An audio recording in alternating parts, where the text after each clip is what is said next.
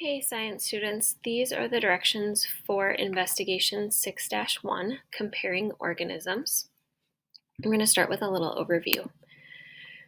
Here you have pictures of both a robin and a seagull. Do they look the same? How would you know that they are both birds?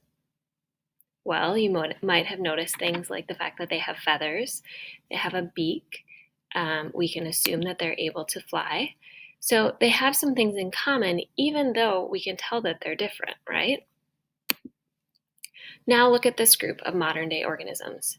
How would you sort them into categories? What would you look at to know if they are similar or different from one another?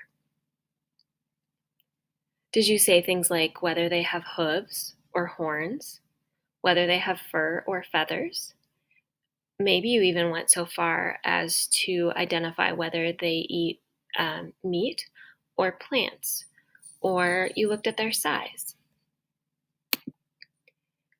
What if you were asked to include fossilized organisms in your sorting? How would you group them?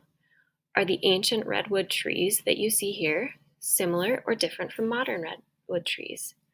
If you look at the image here of the fossilized ancient redwood tree parts, you probably notice that it has several things in common with the modern redwood tree pictured on the left. The fossil appears to have needles and cones, just like a modern redwood. They're very similar, but we can see they're not exactly alike. In the lab today, you are going to use a few documents to compare modern and fossilized organisms. As you can see in the slide here, sometimes scientists are lucky enough to find fossils of organisms that seem to be related. These horse-like organisms are one example of this. This is the document that you will use today to complete the investigation. Notice that number 1 says to use the images in the slideshow, which is linked here, to compare fossilized organisms with modern day organisms. Also notice, this is important, some of them might not have an associated pair, so that means you won't match up every organism that you find in the slides. If you take a look at the slides shown here, you are going to use the first 8 slides to answer questions 1 through 4. So slides 2, 3, 4 show you modern day organisms, and slides 5, 6, 7, and 8 show fossilized organisms. You'll match those up and try to find organisms that appear similar to you and record those in your lab document.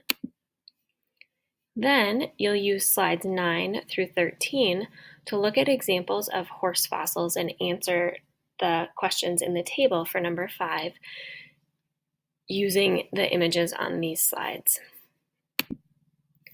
So notice when you get to question 5 in the lab document, it links you back to that slideshow again. You are going to record the name of the horse fossils from most recent, number 1, to oldest, number 5, and then record any evidence you see in the pictures or also in the reading that the creatures on those slides were ancestors to the modern day horse. When you have completed that last question, then make sure you go back into Schoology, view the document there, and hit that blue submit button so that your teacher has access to it to grade it. Good luck!